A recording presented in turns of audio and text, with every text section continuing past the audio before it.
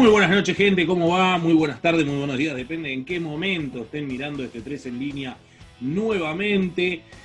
Hoy estamos grabando un 29 de agosto del 2020, acá en Buenos Aires, un día que arrancó horrible, frío, lluvia, y terminó hermoso con un sol gigante que nos depara un muy hermoso domingo de asado, para terminar este agosto y arrancar en septiembre, mes de la primavera, que ojalá empiece a florecer y nos empiece a juntar nuevamente post pandemia de alguna manera. Así que bueno, hoy de fiesta acá en 3 en línea, como todos aquellos que amamos la radio, así que cumpliéndose esta semana los 100 años de la primera transmisión de Radio Argentina.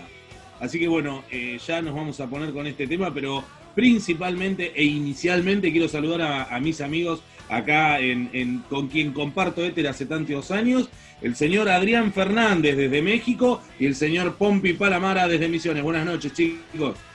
Muchas gracias, Pelado. Contentos de estar festejando los 100 años de la primera transmisión radial en la Argentina. Un medio que claramente lo llevamos en el corazón. Hace muchos años que la radio ha sido la excusa para encontrarnos, reencontrarnos y compartir un momento.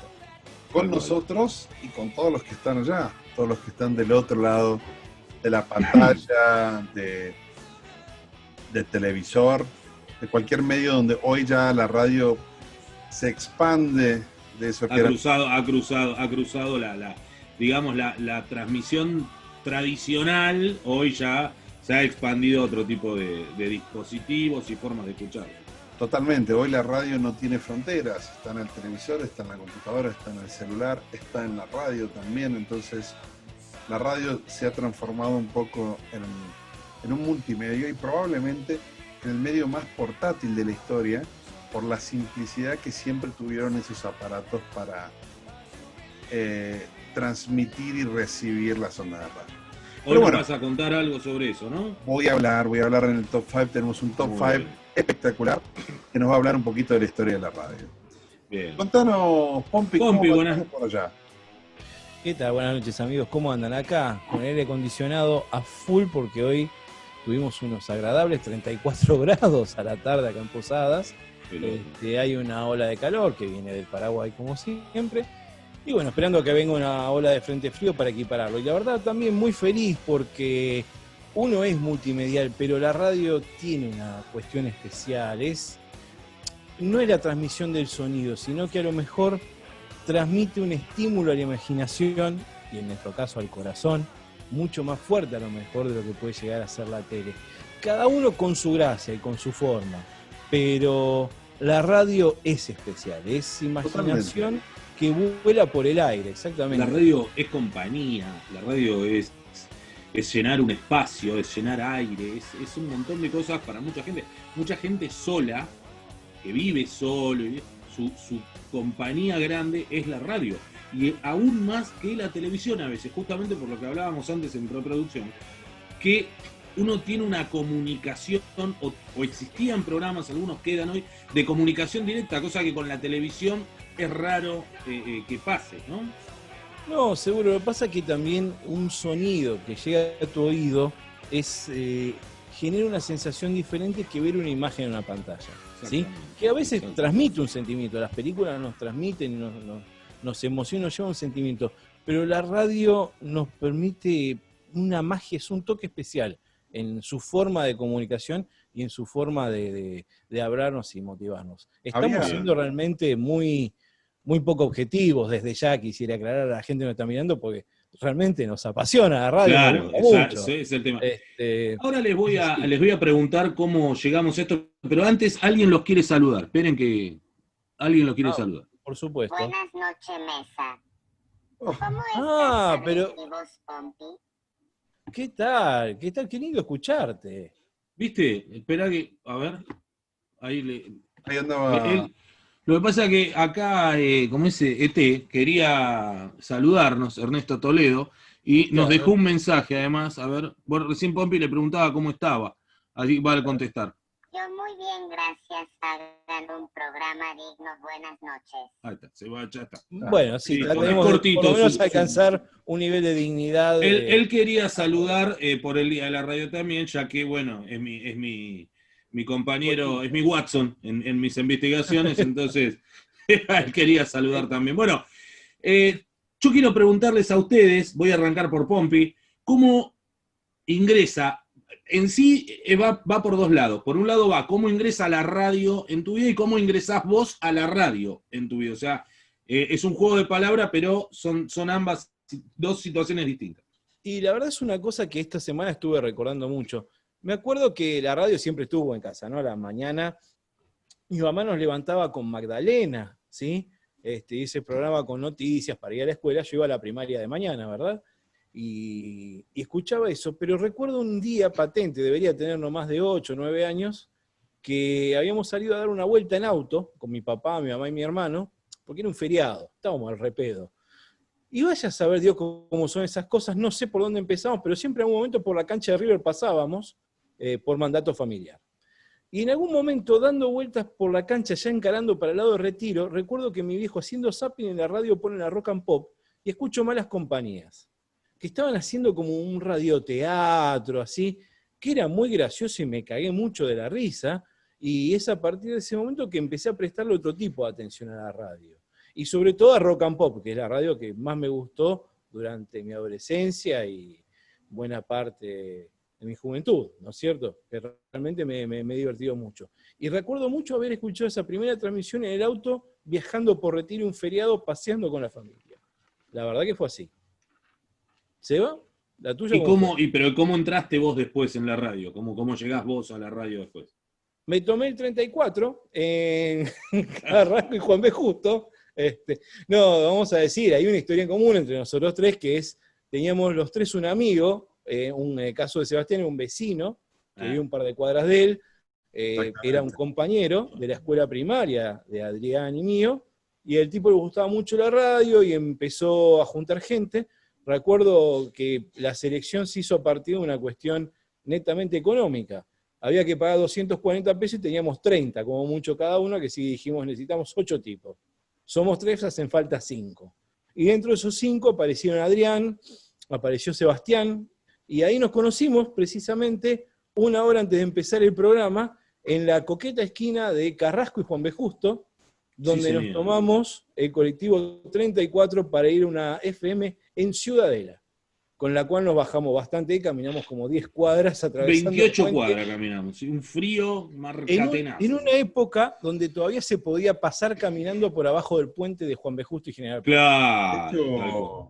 En esa época... Era donde estaba la terminal de... No, en ese momento no había, ahora está la terminal de Terminal. No, exactamente. Se estaba terminando de construir el acceso oeste. El acceso oeste todavía no estaba cerrado. No, porque estaba la vieja Gaona todavía. Todavía la vieja Gaona. Y así fue como empezamos una radio radial, y un poco para contar las cosas.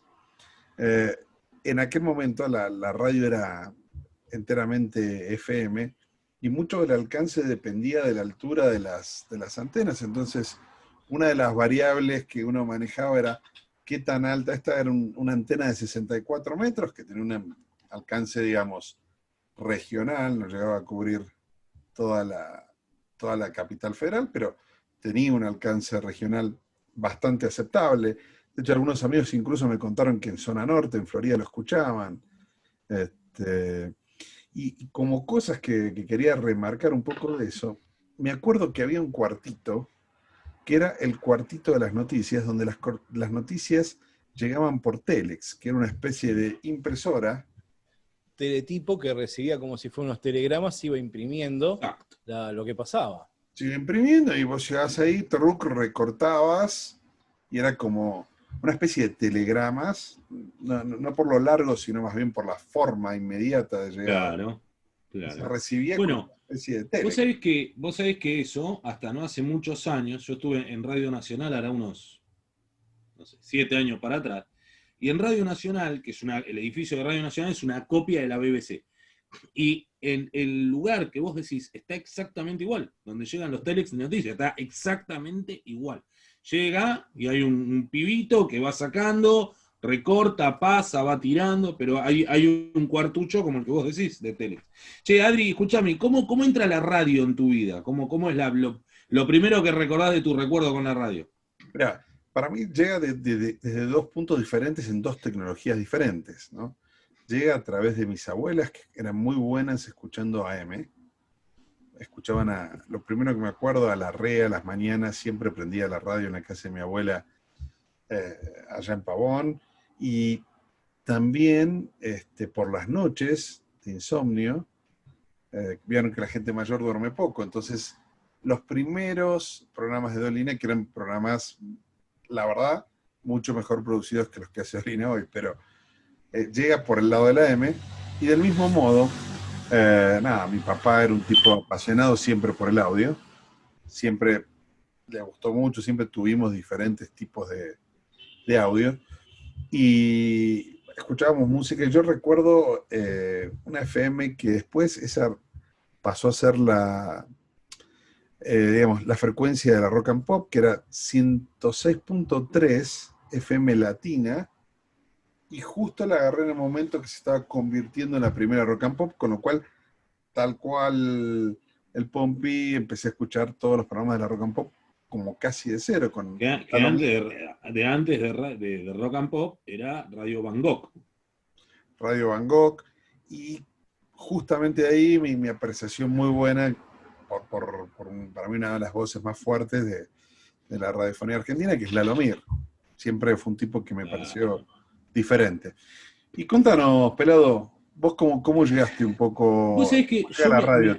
me acordaba de lo que decía Pompi, con el tema de Magdalena, pues yo me acordaba de cuando mi vieja también ponía Magdalena Ruiz y Nació a la mañana.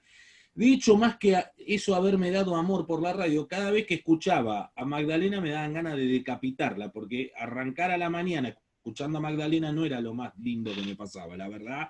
No es el recuerdo más lindo que tengo, escuchar a Magdalena, que tenía a las tipo 7 tiraba algo para los chicos que iban al colegio, no me acuerdo muy bien, pero...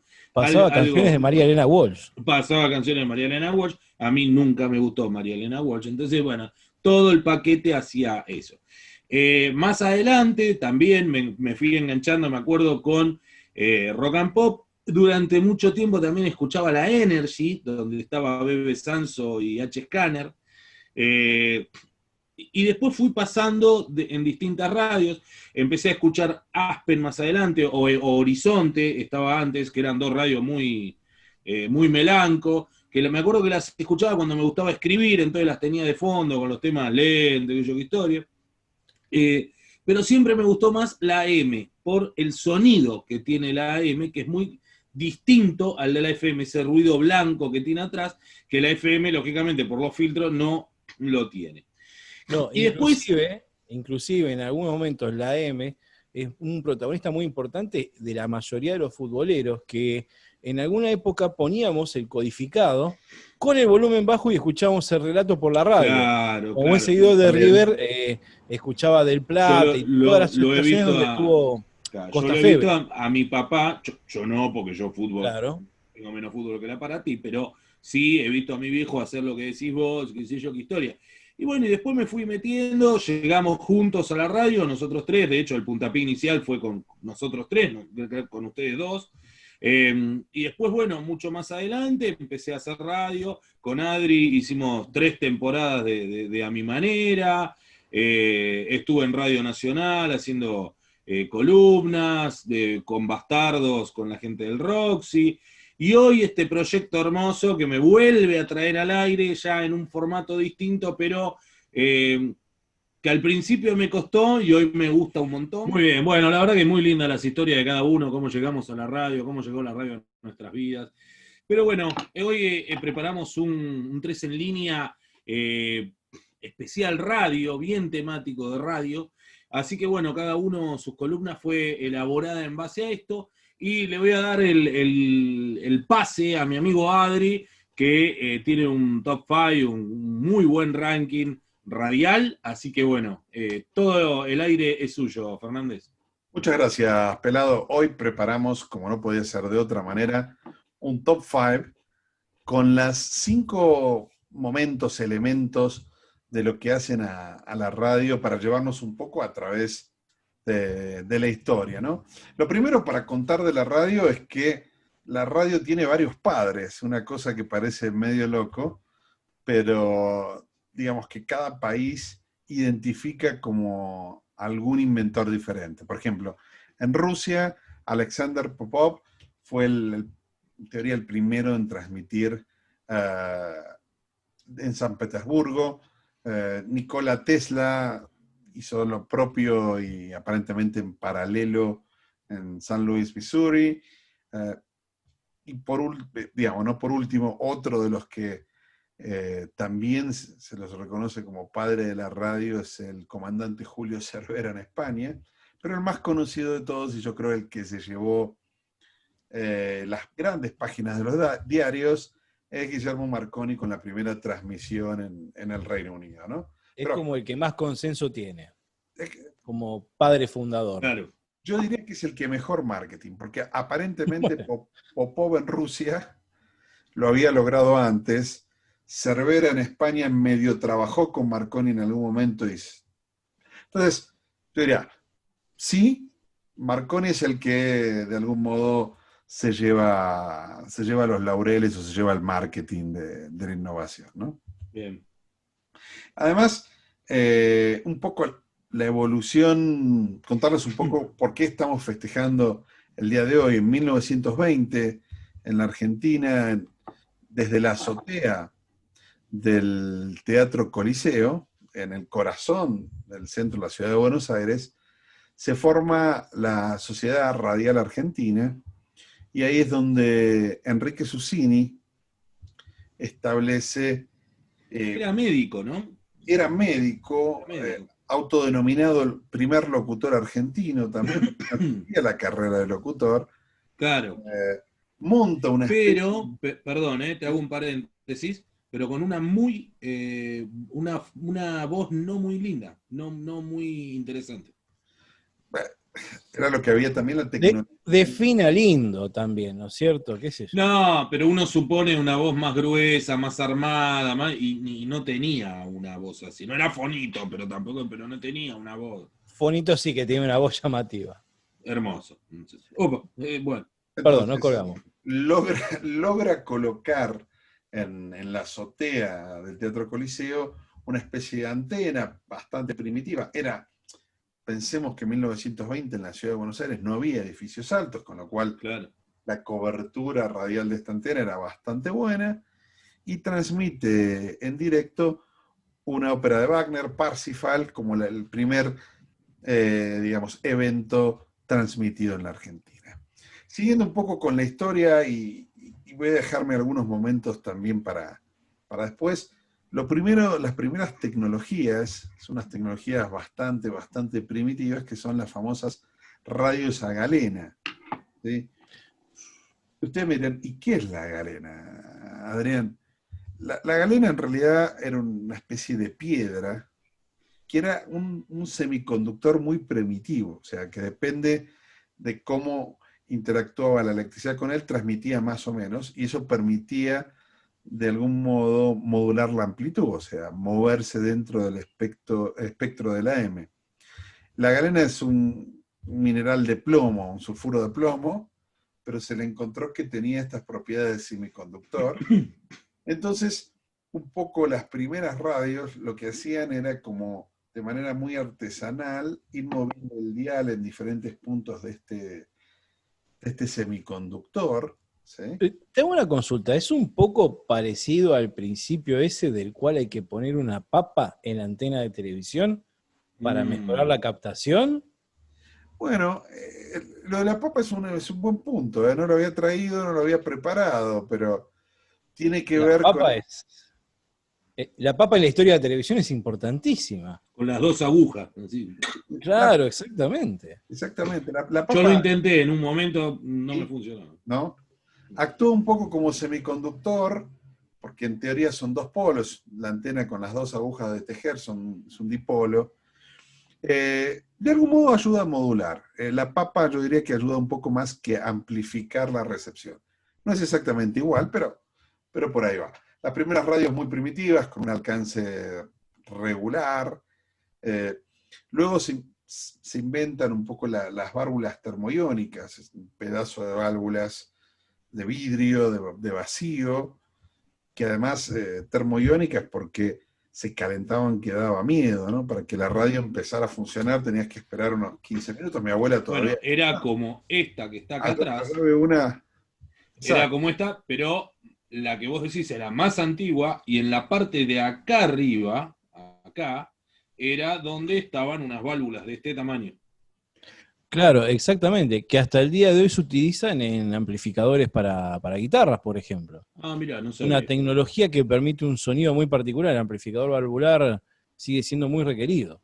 Sí, se ha vuelto a utilizar mucho las válvulas en todo lo que es sonido high-end, ¿no? Que son como... Claro. El problema con las válvulas es que esas válvulas trabajan voltajes altos, trabajan a 115 volt, calientan, o sea, son poco productivas, y además el problema que tienen es que lo hacen bastante intransportable a esa radio, ¿no? De modular no tenía nada. Hasta que se inventa el transistor, ¿sí? El transistor es como, digamos, lo que hace, lo que transforma a la radio en lo que conocemos hoy. Alrededor de 1957, la compañía Regency crea la primera radio de transistores. Y eso permite la miniaturización de la radio y empezar a tener una radio a pilas. Con esto cierro el punto número 5, me quedo con un poquito más y dejo la radio a transistores para volverla a retomar en la historia argentina dentro de poco. Y quería hablar en el puesto número 4, ¿sí? Grandes momentos de la radio, ¿no? Yo estaba pensando cuál es el triunfo de la radio más grande, tal vez relacionado con el triunfo del ser humano más grande para mí, que es el haber llegado a otro planeta. Si uno piensa, todas las comunicaciones que siguieron con el Apolo 11 a finales de la década del 60, que llegaron hasta la Luna, fueron todas transmisiones radiales de algún modo. Y yo recuerdo mucho que, si bien en los Estados Unidos se transmitió por televisión, en la Argentina la penetración de la televisión todavía era relativamente baja. Y la mayor parte de la gente con la que hablé en la Argentina me contaba que escucharon la llegada del hombre a la Luna a través de la radio. Entonces, me quería traer ese gran momento como un momento fundamental dentro de lo que ha sido la historia de la radio. Para ustedes, ¿cuál es el momento así clave de la historia de la radio? Yo tengo uno muy particular, que es hasta el día de hoy me pone la piel de gallina. Es el relato de Víctor Hugo del gol de Diego Maradona a los ingleses en el Mundial 86. Claro. Es emotivo la forma. Hay muchos relatos futbolísticos que en algún momento me atraviesan, pero ese me parece como el más icónico y el que más une probablemente a todos los argentinos. No, yo comparto lo que dice Adri el hombre llegando a la Luna. Sí, yo creo que también, digamos, ha marcado un hito. Y estaba pensando el otro día, estaba viendo, acaban de mandar un nuevo bot para explorar Marte, que se llama Perseverance, que se lanzó hace unos días y llegará en febrero. Y ¿ustedes saben cuánto tarda aproximadamente la transmisión por ondas de radio entre Marte y la Tierra? ¿Tienen una idea? No. Honestamente, la verdad que no. Estaba cerca de 14 minutos de ida y 14 minutos de vuelta, con lo cual no es posible manejar ningún dron ni ningún aparato en vivo. Por eso todas las actividades son todas programadas. Le mandan el programa, vuelven. Por eso la NASA estaba tratando de crear un sistema para transmitir a través de algún tipo de óptico, a través de un rayo láser, poder transmitir de manera mucho más rápida. Así que con estos grandes momentos, yo voy a dejar estacionada la historia un poco de la radio, los grandes elementos de la radio, las voy a dejar estacionado acá, para darle el paso a la columna del Pop Drop que hoy viene con todo. Contanos, Pompi, ¿qué tenés en la columna del Pop Drop en este programa especial de los 100 años de la radio en la Argentina? Bueno, realmente para esta ocasión especial hemos tratado de buscar algo especial precisamente en la memoria. Es por eso que al tratar de recordar películas que hablen de la radio o que tengan un sentido o pertenencia o algo relacionado con la radio, lo primero que a uno se le viene a la cabeza es Good Morning Vietnam. Pero me pareció que es una película, un clásico desde ya, una película que todo el mundo debe haber visto, o la gran mayoría de ellos. Si alguno no la vio, es muy recomendable, con Robin Williams, una gran película. Entonces pensé y recordé otras dos más que, llamativamente, no creo que mucha gente la hayan visto. De hecho, yo las vi originariamente alquilándolas en un videoclub, ¿sí? O sea, estamos hablando finales de los años 80, comienzo de los 90, 12, 13 años debería tener yo cuando las vi. Son de la misma época las dos películas, y realmente me gustaron mucho y me parecieron bastante originales, ¿sí? Entonces les voy a comentar acerca de estas dos películas. La primera que voy a recomendarles es Talk Radio, ¿sí? Que en Argentina también se la tradujo como La Radio Ataca. Le sonará familiar porque sirvió de inspiración para darle nombre al programa de televisión La TV Ataca, ¿sí? Es una película del año 88, la conseguí por torrent, con descarga. No vi que haya estado en ninguna de las plataformas de streaming. Es una película muy antigua y... Críptica. Y sí, la verdad que sí, ¿no? Llegó al público de una manera masiva, ¿no? Sin embargo, es una película de Oliver Stone, ¿sí? Lo cual garantiza cierta calidad e intensidad en lo que es la fotografía, en cómo está filmada, en cómo está contada la historia, y también garantiza cierto trasfondo político, ¿sí? Recordemos que es el director de Pelotón, JFK, Nacido 4 de Julio, Wall Street, ¿sí? Los muy buenas protagonistas, películas. muy buenas películas y todas una crítica muy fuerte a la sociedad americana, ¿sí? Y esta no escapa a eso, ¿sí? Es una historia muy norteamericana, y muy interesante, y una historia basada en la vida real de un conductor de radio que se llamaba Alan Berg, que básicamente trabaja en una tienda que es propia, conoce un conductor de radio, pegan buena onda, lo invita al programa. El tema es que en el futuro termina quedándose con ese espacio y comienza a realizar un programa con un formato muy típico de la época, que es el formato de la llamada de la persona, del oyente, y la interacción que tiene con el conductor, ¿sí? Es un formato tan conocido que se reprodujo en todos lados. En Argentina hemos tenido programas como el de Luisa Delfino, Te Escucho, donde llamaba a la gente. Claro. El programa de Hugo Guerrero Martínez también, solo, que también había interacción. Pero en este caso la particularidad de este conductor era que probablemente tenía un estilo un poquito más verborrágico y sarcástico al hablar y dirigirse con la gente, ¿sí? Era muy crítico, ¿sí? Era bastante defensor, sin llegar a ser más papita que el papa, de las minorías, de gays, negros, lesbianas. Un tipo comprometido con las causas sociales. Sí, exactamente. Abolaba también por la liberación de las drogas, el cese de la prohibición, que realmente decía esas verdades que a veces, sobre todo en ese momento, eran críticas. El cigarrillo mata más que las drogas, ese tipo de cuestiones. Tiene una postura muy radical, bastante intransigente y fuerte al respecto. Y eso hacía que esa interacción llegaba a puntos quizá un poco extremos, ¿sí? Lo que cuenta, no voy a spoilear la película desde ya, pero la idea... Se me ocurría que cuando vos estabas diciendo que, por ejemplo, el comentario de el cigarrillo mata más que las drogas, y qué sé yo, era un flor de vinagre en la herida para, por ejemplo, las tabacaleras. O sea, cuando sobre todo un comunicador social tiene una muy buena llegada y empieza a dar un mensaje de esos, y no te digo que se van a fundir, pero es un hueco que se empieza a generar.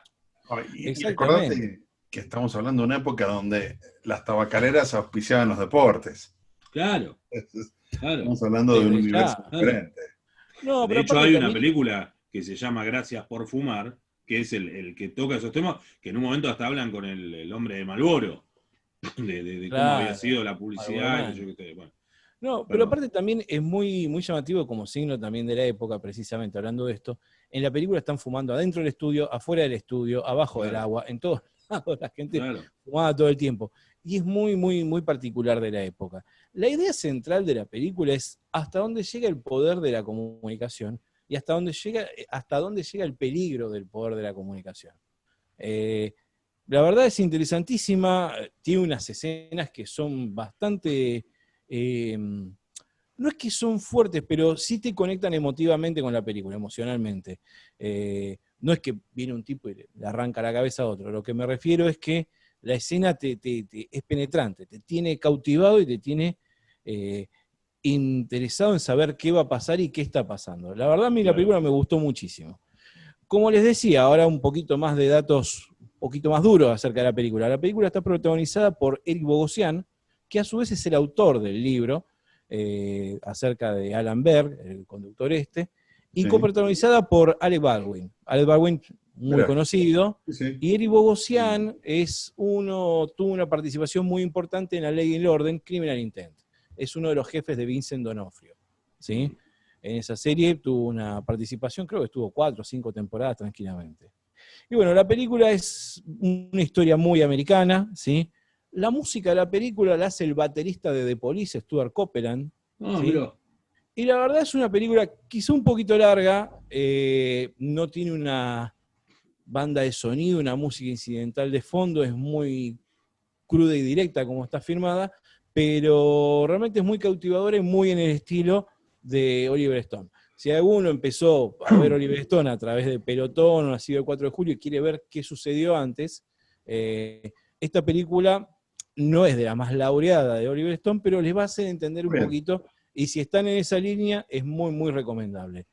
Bien. Talk Radio, la radio Ataca 1988, búsquenla en Torrent, realmente muy buena. Aquí lo he testeado con mi pareja y pasó la aprobación del público popular que no mira películas con la misma intensidad y pasión que yo, a que sí que eso me da la pauta de que debe ser muy recomendable. Pero Muy bueno, bien. espero que les guste. Después le Perfecto. cuento de la otra película, ¿sí? Dale. Seba, ¿qué nos trajiste hoy? Contanos. Bueno, hoy buscamos un misterio, o analizamos un misterio, que sigue siendo un misterio, porque arranca esto en el año 1976 y hasta el día de hoy, la última vez que se escuchó algo fue en marzo del 2020, o sea, hace un par de meses atrás cuando arrancaba esta pandemia, Ahora nomás. es una estación radial fantasma, ¿sí? O sea, no se sabe quién transmite. Les voy a ir contando a medida de que vayamos conociendo el caso, hay algunas teorías, indicios, pero no hay nada muy, muy concreto. Esto Claro. es una... ¿Qué tema te trajiste? Te trajiste un tema Es muy interesante, para los 100 años de la radio, ¿eh? Es muy, muy interesante cómo se empieza a descubrir, porque en sí los que empiezan a descubrir este tema son aquellos radioaficionados muy, muy fanáticos que jugando en el dial, yendo, viniendo, ¿verdad? Empiezan a notar que hay una emisora en les quiero decir, 4625 kilohercio. El kilohercio, lo quiero decir bien, es una unidad de frecuencia de un movimiento periódico que produce 1000 vibraciones por segundo. ¿Sí? Te mataste, pelado. Entonces, 1000 vibraciones. 1000 Está vibraciones. bien. El hertz, la unidad ahí es el hertz. El hertz es una unidad de frecuencia, ¿sí? de movimiento angular, se podría decir. Sí, por eso el tema de las ondas. Y el 1000 es porque son 1000 por segundo. Entonces, exacto, la gente, estos aficionados, escuchaban un zumbido cada tanto tiempo en la frecuencia esta, pero que no tenía ningún tipo de sentido. De hecho, le ponen un sobrenombre a esta radio y es conocida, primero la llaman por el sobrenombre como el timbre, el zumbador o de buzzer. pero cuando le ponen un nombre real, digamos, o más verídico, es la VB76. VB son las siglas con las que se distinguen las radios, y 76 porque había arrancado en 1976. Bueno, esto es muy raro porque lo que transmite es un zumbido muy, muy corto, durante 23 horas y 10 minutos al día, ¿sí? O sea, prácticamente Claro, todo el día. rarísimo. Lo raro es que un minuto antes de que comience la hora, hace un tono parejo, que dura 1 segundo, 2 segundos, y después vuelve otra vez el pip, pip, pip, pip, pip, así, muy parecido. Similar al Morse, pero muchísimo más corto, más distorsionado, y lógicamente es una frecuencia de AM, porque está todo el ruido blanco por detrás de esto. Es muy extraño. En algún momento se llegó a investigar, pero muy rara vez estos zumbidos han sido reemplazados por secuencias de números. Estas secuencias de números todavía también se han ido analizando, pero es como que no hay una resolución o algo que digan, bueno, es esto. O sea, no se sigue estudiando de alguna manera porque la radio sigue en vigencia. O sea, transmite todos los días, pero en marzo del 2020 fue donde se escuchó algo nuevamente. Bueno, ha tenido muchas transmisiones inusuales, pero cuando se investiga el origen, se puede entender que estaba en una zona de Rusia que se llama Povarov, creo que se llama Povarov o Porovo, una cosa así. Povarovo, ¿sí? Es una zona en la que, bueno, se supone que podría haber llegado a estar ahí. Hubo un grupo de exploradores que llegaron hasta esa zona, donde hay unos edificios abandonados de la milicia rusa. Mirá. Bueno, estuvieron investigando, pero no hay indicios que haya sido, que tenga que ver con esto o que se lo vincule de alguna manera a la milicia rusa, pero sí se encontró un manual de radiofonía. Manual de radiofonía es aquel que nos marca en qué megahertz y en qué horarios se producen distintas emisiones. Entonces, es lo que da a entender que sí hubo en esa zona algún tipo de transmisor que se utilizó para emitir estos mensajes, esto a través de radio. Sigue siendo muy, muy investigada, sigue siendo muy... también tiene una nota de color muy linda, pero es muy llamativo, y en un momento hubo algunas cosas muy inusuales, algunas transmisiones inusuales, como por ejemplo cuando realmente se escucharon las voces de un hombre y una mujer. En noviembre del 2000 se escucha una conversación entre un hombre que dice: soy el 143 y no recibo el oscilador. Seguido a esto, una mujer contesta: eso viene de la sala de operaciones. Siempre que se escucha algo como esto, es en ruso, siempre en ruso. Pero los rusos dicen que ellos no tienen absolutamente nada que ver con esta radio. Que se usa el idioma ruso para, digamos, así, o sea, ponérselos a ellos, pero que ellos no tienen nada que ver con esto. Otra transmisión rara fue en el 2002, una voz masculina que decía hola, hola, hola, y seguido de eso se transmite durante 15 segundos, 20 segundos más o menos, el mismo fragmento del Lago de los Cisnes de Tchaikovsky. Eso durante el mismo fragmento durante varias veces. Y en febrero del 2020 se transmite de manera repentina lo que se llama The Lincolnshire Poacher. Esto son fragmentos de una canción del folclore inglés. Y era el sobrenombre de una emisora muy potente de frecuencias numéricas. Esta, en particular, se supone que fue creada por LMI6 para transmitir mensajes desde Chipre, la Lincolnshire Poacher, ¿sí? Y en marzo del 2020 transmite de manera repentina, que esto fue lo último que se escuchó, un gallo cantando durante 16 segundos.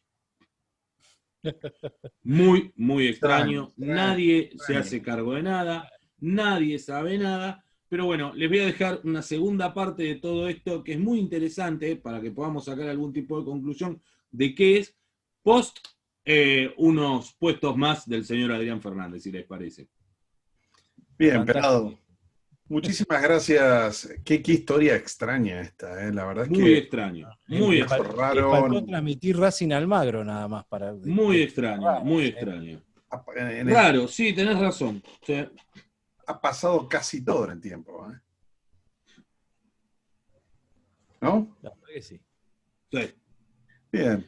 Entonces, ahí nomás, donde me lo dejaste, Pelado, ahí nomás, hablando de temas radiofónicos, quería traer un poco esta idea de la radio y la guerra, la radio y la comunicación y la conexión. Y si hablamos de eso, no nos puede faltar, yo diría, dentro del uso radiofónico, uno de las señales más utilizadas, que es definitivamente el código Morse, ¿no? Claro. El código Morse es, por antonomasia, la manera de comunicación que se utilizó ya desde comienzos de la Primera Guerra Mundial hasta, bueno, desde comienzos de la Guerra de Secesión, con la telegrafía alámbrica y luego con la telegrafía radiofónica, ¿no? En 1837, Samuel Morse y Alfred Bell inventan un sistema para comunicar a través de señales eléctricas que luego transformarían en sonidos, información a través de cables en aquel momento y luego a través del aire. Y lo que hacen es darle a cada letra una codificación en rayas y puntos, ¿sí? Seguramente todos ustedes habrán escuchado en algún momento de su vida. Acá ahí es como empiezan las transmisiones con ese sonido, y ahí creo que queda clarísimo. Claramente está diciendo que Viteltoné está vencido. Claro. Entonces, a través de esa comunicación con puntos y rayas, o sea, sonidos cortos y sonidos largos, pueden transmitirse señales para todo tipo de informaciones. ¿Cuál es la gran importancia que tuvo el código Morse? Si bien existía la radiofonía, digamos, de voz, el tema de transmitir voz en el aire tenía dos problemas. El primero es el alcance mucho más corto por la frecuencia. Entonces, eso hacía que, desde el punto de vista militar, no tuvieran tan buen alcance. El segundo elemento importante es, si yo hago una transmisión en voz, puede ser decodificada o traducida rápidamente, en cambio yo puedo transmitir. Y por último, lo que más le gustó a los militares fue la precisión del sistema para transmitir órdenes. No había duda, ¿no? Cuando uno telegrafea, eso se transforma, esas letras se transforman en palabras, o muchas veces, como ocurrió durante la Segunda Guerra Mundial, se telegrafiaban mensajes en clave. Entonces había servicios completos. Bueno, ahí está toda la historia de Turing y su máquina para descifrar las comunicaciones, el código rojo japonés, todo tipo de comunicaciones que eran radiales de algún modo en código Morse y que permitían codificar y expandir casi a escala mundial las comunicaciones. El código Morse... Era tanta la difusión que tenía el método, ¿sí?, que yo recuerdo que de chico me obsequiaron unos walkie-talkie que tenían una función también para transmitir en Morse. Claro. Y un listado de cómo hacer oraciones, o mejor dicho, cómo era la codificación de cada palabra. Si eran raya punto, por ejemplo, era la, una cosa así. Vos también podías hacer Morse con la luz, con linterna. Bueno, De los hecho, barcos de guerra lo utilizaban. las linternas antiguas venían con prendido, apagado y un botón Y un botón, para exactamente. hacer el Morse. Yo aprendí Morse porque acá fui Boy Scout durante muchos Ah, años muy y bien. aprendí Morse, que ahora no me acuerdo, tendría que agarrar de nuevo la plantilla, pero aprendí Morse con la linterna y muchos campamentos, que yo qué historia, haciendo Morse, que en algún momento se lo enseñé a mi hijo Santiago también, lo del Morse, con luz, no con sonido. Pero, Ahora no me siento tan solo de haber aprendido estenografía. Sé que hay gente que aprendió cosas raras en la vida, la mía es una más. no, y Eh, aparte el código Morse es impresionante el uso, porque además donde se usa también mucho es como mensaje de auxilio en submarinos, porque el agua transmite muy bien los sonidos, y a grandes distancias de kilómetros vos podés escuchar un sonido abajo del agua a gran distancia. De hecho, es tan importante el código Morse que hasta el año 2000, 1999, finales de 1999, la mayor parte de los ejércitos del mundo aún conservaban transmisores Morse. Hoy es mucho más fácil porque tenés satélites, tenés comunicación digital, pero en aquel es tan básico que hasta bien comienzos, yo diría, del siglo XXI, todavía se sigue usando casi por 150 años el código Morse, ¿no? Y digo, dentro de la simplicidad, todavía incluso en algunos lugares se sigue usando, muchas veces justamente para esto, para transmitir señales de auxilio en claro. cuevas, en catástrofes, ¿sí? Y lo que es más importante, y yo creo que la única palabra que seguro hay que conocer de código Morse es el de la señal SOS, Save Our Souls, SOS. para pedir auxilio, que es 3 puntos la S, la O 3 rayas y 3 puntos. Entonces, ese es el que todos deberíamos saber por cualquier emergencia. ¿Sí? Que en sonidos o sea, llevado al ruido sería 3 sonidos cortos, 3 largos con más espacio, 3 sonidos cortos nuevamente con menos espacio. Yo pensé que ibas a hacer el pipipi demostrado. Podés demostrarlo, pero Te hago, mirá. Pip, pip, pip, pip, pip, pip, pip, pip, pip. Sería muy así. Más claro, bien. ¿eh? Esto Algo, es algo parecido a eso sería. 3 en línea servicios, Ahí exactamente. está, muy bien. Te Otro servicio de ayudamos a 3 en pedir línea. socorro en medio de una isla. Claro. Lo que pasa es que yo creo que hoy vos Está haces bueno. pip, pip, pip, pip, pum, y te clavaron un ladrillazo en la cabeza. Pero bueno, ese, no, habría Pero, que ver. pero por su Claro. simplicidad y su difusión universal, incluso hoy sigue siendo utilizado y Ah, los temas de rescates, de montaña, de submarino, los buzos, no, pero siguen teniendo. en derrumbes, cuando hay gente bajo y que lo sabe usar, ha servido. Ha servido. Exacto, De hecho, exacto. cuando fue lo del Ara San Juan, cuando fue lo del Ara San Juan, se Sí, habló de que en algún momento podría haber habido algún tipo de señal vía Morse, cuando los tipos se habían quedado ya sin nada de nada, haciendo ruidos, que era lo que el tipo escuchaba de acá, unos ruidos contra una lata, una chapa, igual. exacto. Y como esto se transmitía, y un poco volviendo a la radio, como esto se transmitía en una frecuencia específica y muy limitada, ya no tenías que necesitar el rango de voz, entonces podían concentrar toda la energía de esa transmisión y hacerla llegar, cruzar, digamos, virtualmente medio planeta. ¿Sí? Entonces, por eso, hasta comienzos del siglo XXI siguió siendo utilizado como un mensaje, un código fuerte radiofónico para todo lo militar. Y nos vamos al puesto número 2 rápidamente, que Bien. tiene que ver con un monumento que a nosotros nos gusta mucho con mi mujer, que es la Torre Eiffel, ¿no? Que se construyó para la Exposición Universal de París, Francia.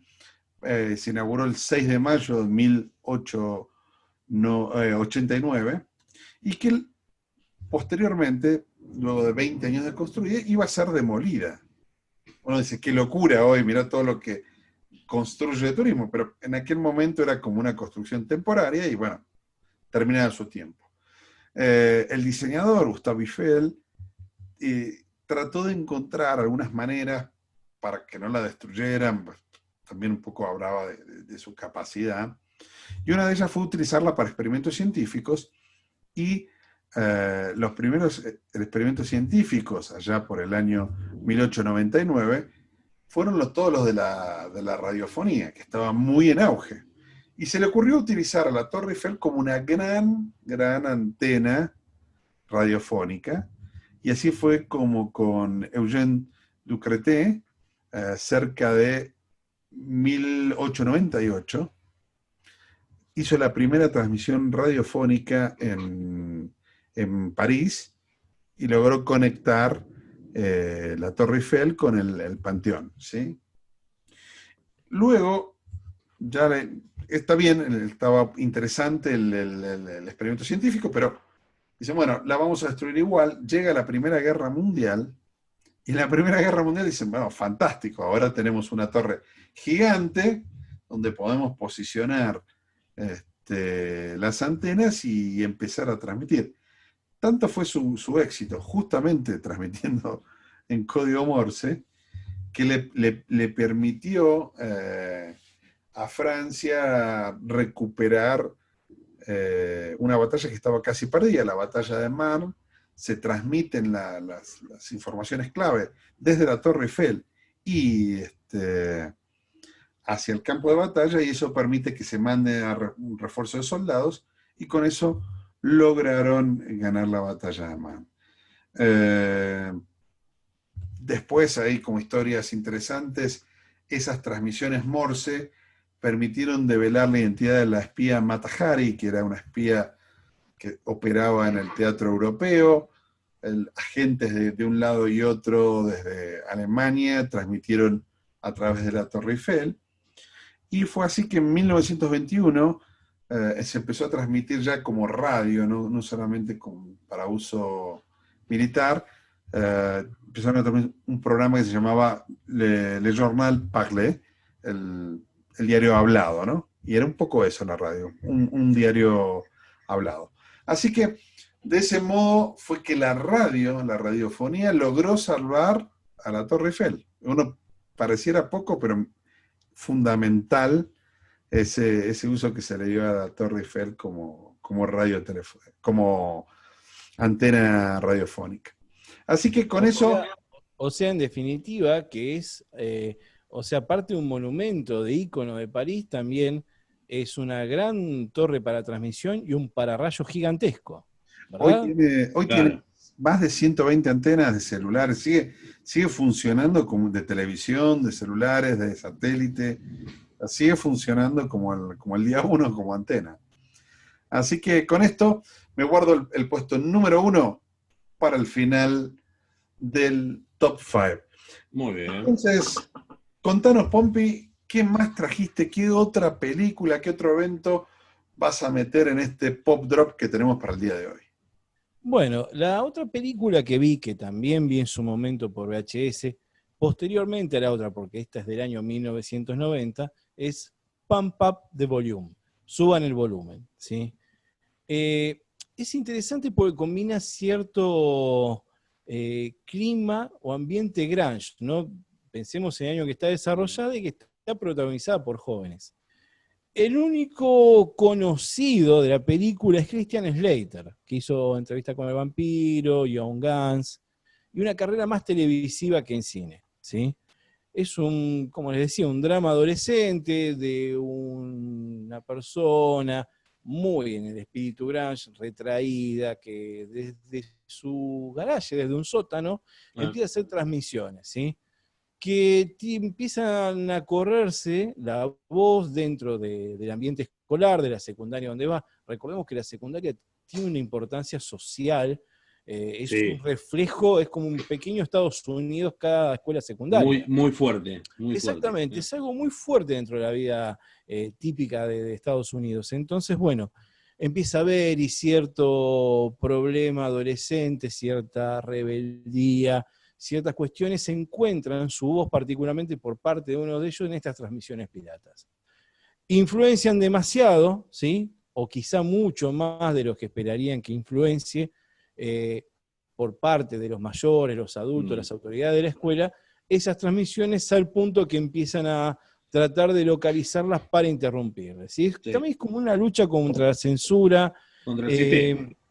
contra el sistema, ¿sí? Desde un punto de vista adolescente, ¿sí? Habiendo sido adolescente en esa época, recuerdo que cuando la vi me pegó mucho. También es una de las cosas que yo dije, yo quiero hacer eso también. Cuando me invitaron a la radio dije, ya está. Claramente, A mí me pasó lo mismo. Yo la vi la película, yo le decía a Pompi que yo la vi la película y a mí me pasó lo mismo. De hecho, me acuerdo que de la banda de sonido hay un tema que se llama Pump Up the Volume. No, perdón, Everybody Knows. El Pump Up the Volume es la película. Sí. Everybody Knows y el tema es Everybody Knows, así. Pero muy buen tema. Qué buena memoria, Sebastián. Es una película que tiene 30 años, que uno recuerda todas pero esas son cosas. esas cosas que te marcan y está bien, como decía vos, no vamos a spoilear la película si es que alguien la va a ver, pero el final es muy, muy fuerte también, el final está muy bueno también. Quizá estás un poquito en la línea, ¿sí? Como adolescente grunge, pero también tiene algunas cosas de rebeldía y resolución, como Thelma y Luis, por ejemplo. Claro, claro. Y vos citabas la música, es increíble, porque tienen Soundgarden, Pixies, Henry Rollins, Ice-T, The Jesus and Mary Chain, Primal Scream, Beastie Boys. Es fantástica. La verdad, es una película adolescente, para adolescentes, sí, de adolescentes, pero de adolescentes del año 1990. Claro, porque Christian Slater en ese momento, que podría tener con toda la furia, 20 y pico de años.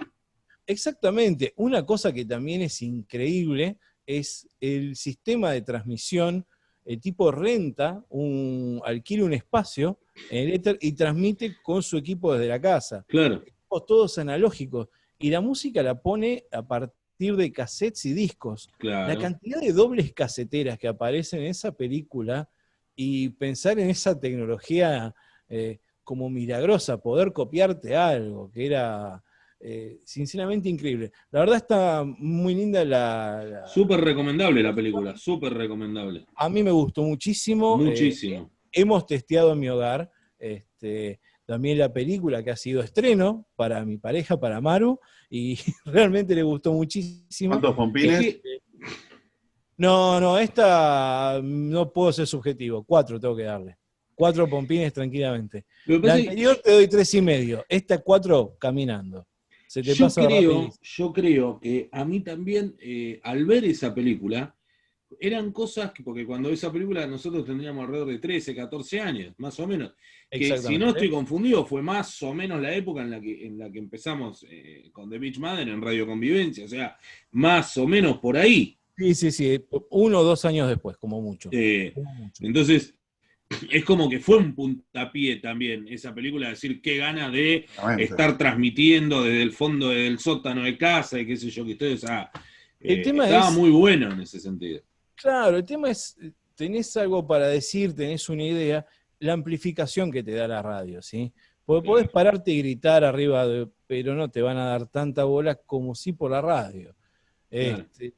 Y la verdad, sinceramente, la película a mí me gustó mucho, el mundo es de los jóvenes, a mí la verdad me pareció fantástica y me emocioné mucho de vuelta al verla, honestamente. Primero fue recordarla, segundo decir, existe esto, en algún lado está para volver a verla, y haberla encontrado, que también la encontré por torrent, me pareció fantástico. Y aparte otro detalle también que yo siempre digo que para mí es importante, la película dura 105 minutos, es 1 hora y media. Claro. Y es súper entretenida, muy divertida. Que era como era antes, ¿no?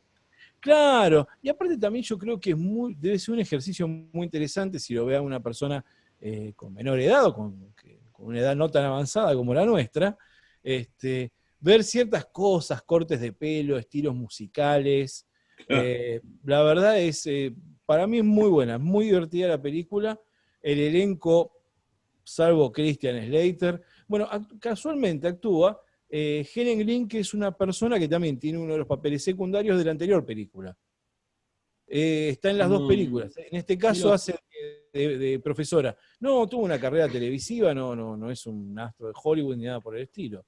Pero la verdad a mí me gustó mucho la película, me gustó mucho la música, es muy divertida la historia Y es lindo ver ese idealismo adolescente, y donde ser adolescente en esa época era también un poco lo que le pasaba a uno. Entonces uno también se relaciona de una manera más intrínseca con la historia. Pero la verdad, Pump Up the Volume, muy buena, muy divertida, Muy bueno. muy llevadera, y la verdad, súper recomendable, véanla. Y dale con el Pump Up the Party, entonces, pelado.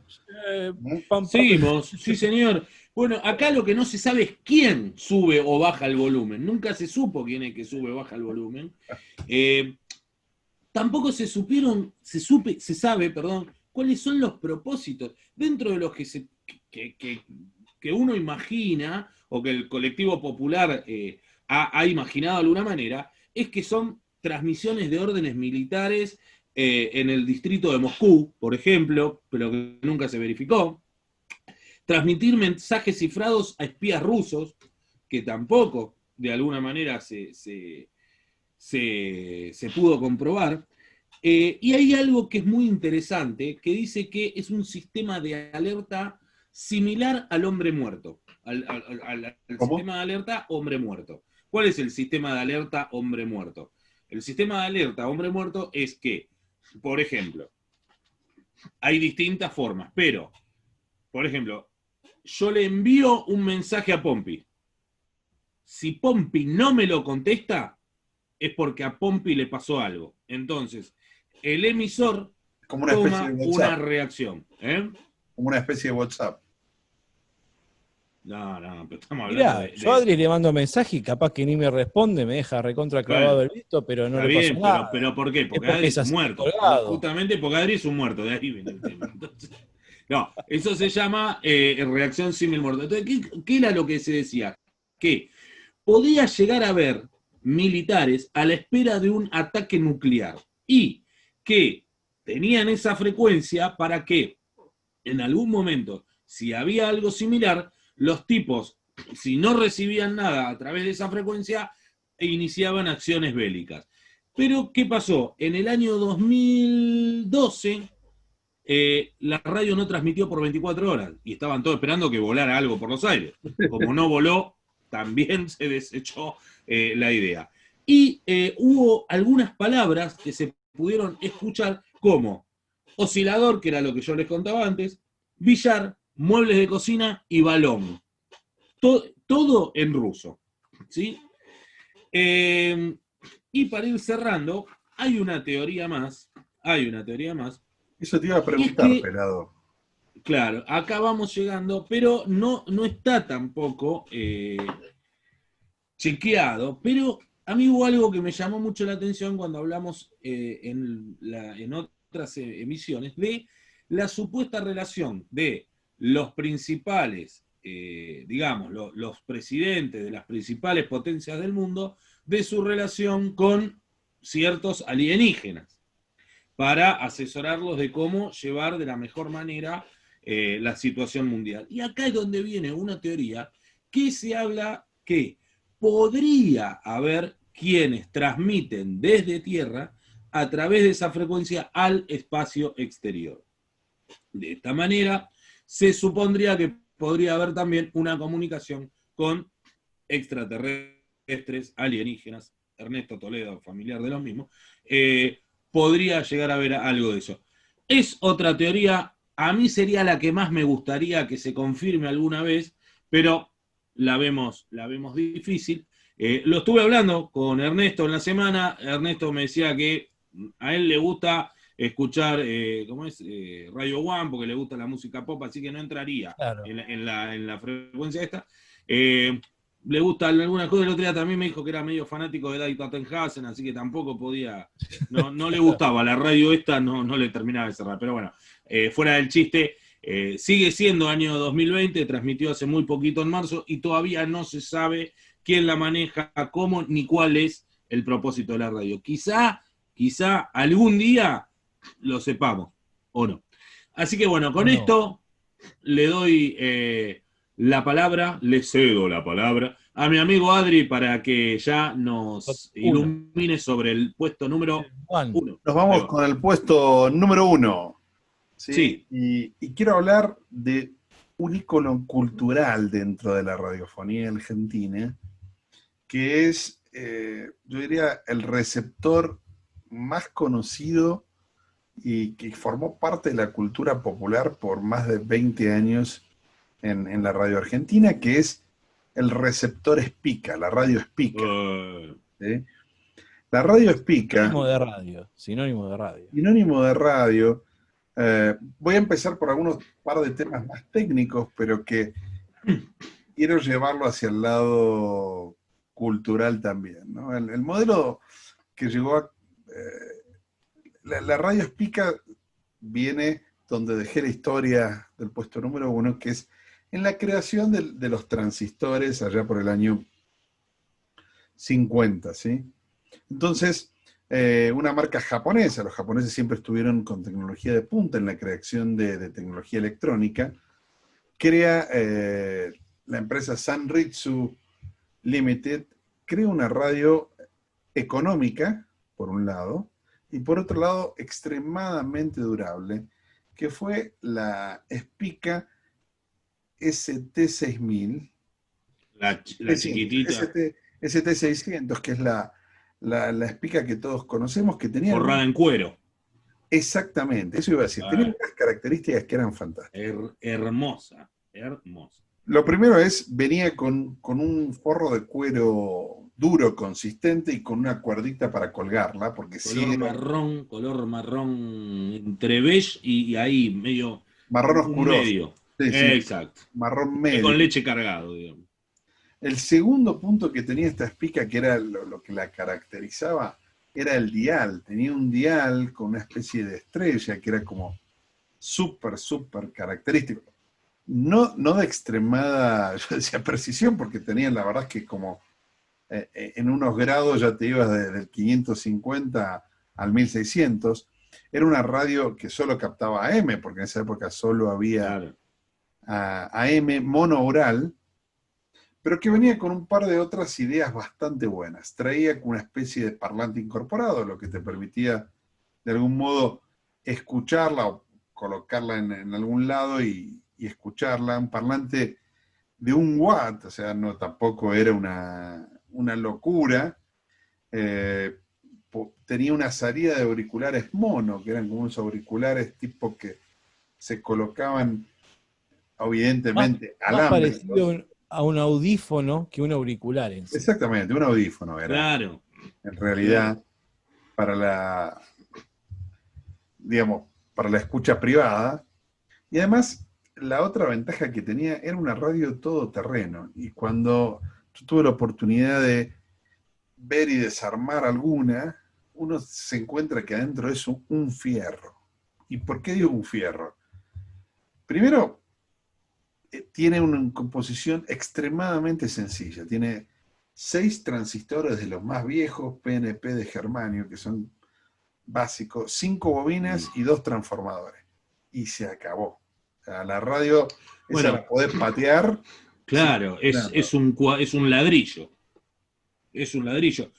De hecho, vos sabés que Spica, desde el año pasado, creo, no mucho más, hizo un relanzamiento de todas sus radios, pero con tecnología nueva, con Bluetooth, conexión USB, o sea, son hermosas. Y hay una que es la edición aniversario, que es la que vos estás contando. Exactamente. Todo el formato, pero como es, actual, o sea, que se carga por USB, tiene conexión Bluetooth, o sea, es otra cosa, pero es hermosa. Entonces, fue la radio Spica la que permitió llevar la telefonía, la radiofonía, a un uso más individual, a poder escuchar los partidos, a poder escuchar y a cierta música. masividad. A cierta masividad, pero antes la radio era un mueble, la radio válvulas, Claro. y tenía que ser escuchada de forma masiva, o sea, ni que te pongas así a escucharla, ¿sí? Claro.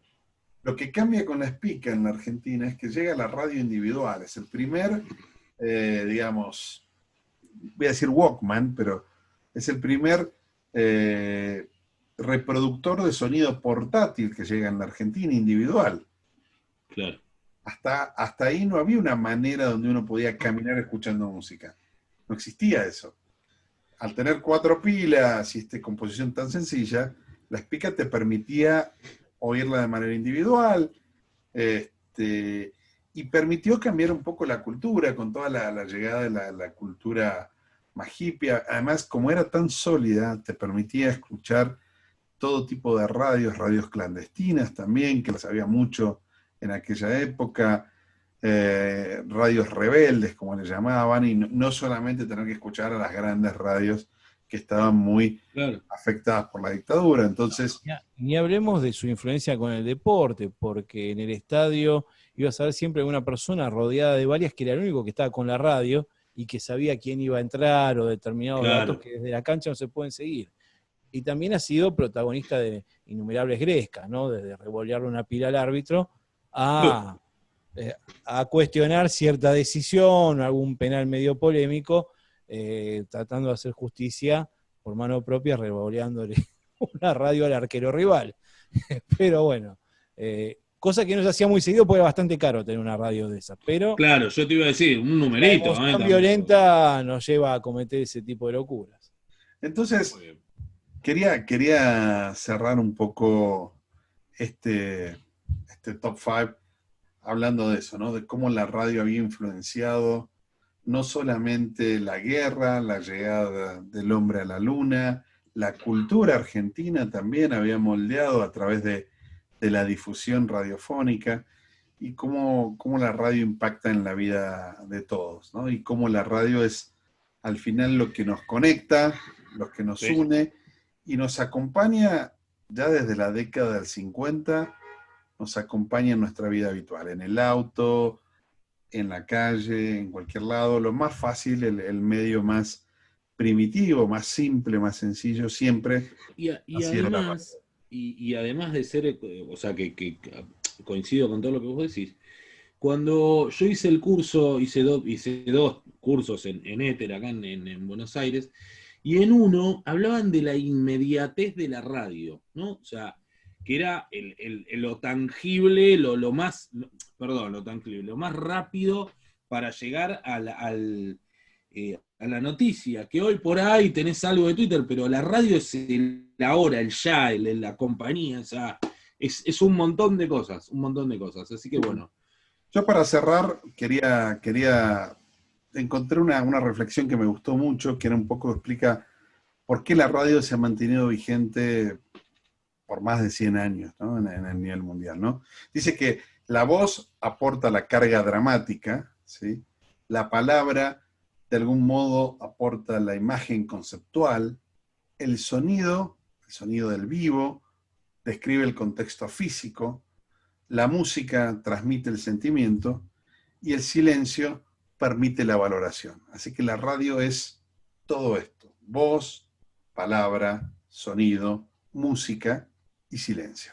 Así que con este silencio final nos vamos despidiendo de esta emisión de 3 en línea. ¿Cómo lo ven? Lo veo impecable. La verdad, un programa el que tenía muchas ganas de hacer, pero sinceramente superó mis expectativas a un 100%. Sinceramente, en lo personal, es un placer enorme y una alegría enorme estar festejando estos 100 años de radiofonía argentina con 2 amigos con los cuales inicié mi aventura en radio, y hoy, un montón de años después, estamos haciéndolo aire de nuevo. Así que para mí es un placer y un honor estar compartiendo aire con ustedes dos. Y bueno, desde Buenos Aires les mando un abrazo enorme a todos aquellos que nos están escuchando, viendo. Que tengan un excelente día, momento, semana, fin de semana, en base a cuando lo estén viendo. Ha sido un placer compartirlo con ustedes. Les mando un abrazo muy, muy grande a mis 2 amigos, Adri desde México y Pompi desde Misiones. Gracias, Eva. Sí, qué placer poder seguir jugando y poder seguir jugando con amigos. La verdad, como cuando éramos chicos, quizá lo sigamos siendo. Yo sí, me compré una Play hace un mes, que sí que imagínate. Está perfecto. Me gusta seguir jugando y qué lindo poder seguir jugando a esto. Y la verdad es así, que tengan una excelente jornada cuando vean esto, queridos amigos, Y bueno, un placer como siempre, desde ya.